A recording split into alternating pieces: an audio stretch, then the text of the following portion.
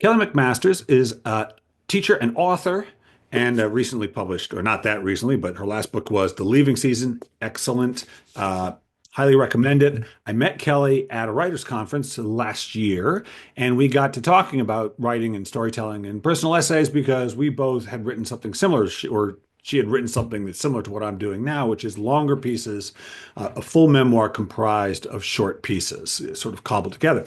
And so it was a great conversation, and I really wanted to interview her, which I did.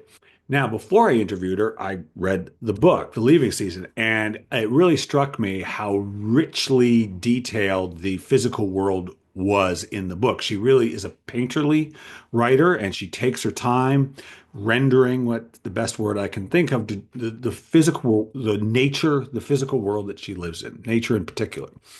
And so I read the book in preparation for the interview, and it just so happens that I was also working on my own book, which was like I said, a collection of stories. And so after I returned home from a conference where I was really reading this book, I started working on my own. And reading my book, having come from her book, was startling because it wasn't until I went back to it, again, having read hers, that I noticed that if I dedicated a sentence, a sentence in an entire page to rendering the physical world, it was a lot. It didn't strike me how spare it was in that way until I read hers. This was sort of on my mind when we did the interview. It was a great interview. I recommend you checking it out on my YouTube page or on my or where you get podcasts, Kelly McMasters. And we got to talking about how she deals with the physical world.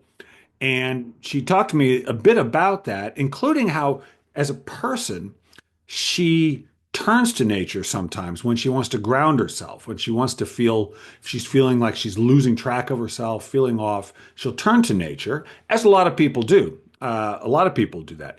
However, I'm not one of them. I like nature. I got nothing against nature, but to ground myself, I usually go inwards. I think we all do, but I tend to be a bit more meditative about it or turn to creativity.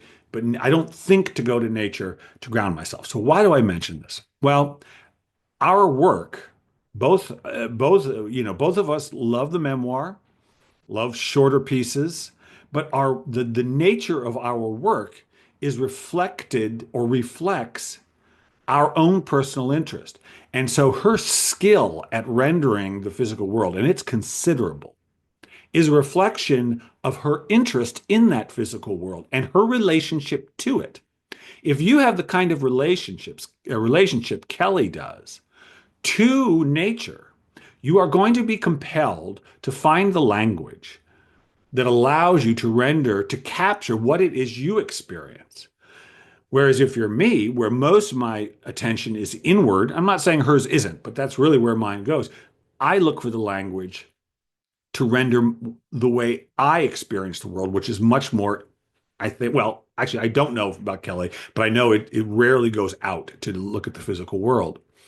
And so our language is reflected in it. And it reminded me again of how important it is not just to not only is it useless to compare yourself to someone else, but to understand that your skill, whatever that is, will arise to meet your needs. And your needs are an expression of what it is you wish to share, what you value in the human experience, what you value. She values nature in a way I do not. And so her language she has found the language necessary to express that. And I value a certain sort of internal thing. Again, I'm not saying she doesn't, but I know for myself, my own language has been found, my skill, my technique has grown to serve that. I hear sometimes from my clients that they worry that they have desires of things they want to express, but they just don't have the skill. Don't worry. If there's something you want to express, you will acquire the skill necessary to express it. You will. It's inevitable. You may not have it at this moment, but with some work, with some attention, with some experimentation, you'll acquire it. It's how it works. But don't compare yourself to someone else. They have a different set of needs, a different imperative. And there's nothing you can do as a writer that can replace the imperative in that other person. Just like there's nothing I can do, given the kind of person I am, that can replace Kelly's inherent desire to capture nature. It's just who she is, how she's oriented, what she thinks about, how she feels in that world that has compelled her to write the kind of stuff she has. Don't worry, you'll get the skill. It'll come to serve you. You're not there to serve it. It comes to serve you. Yes, it does. It's how it works.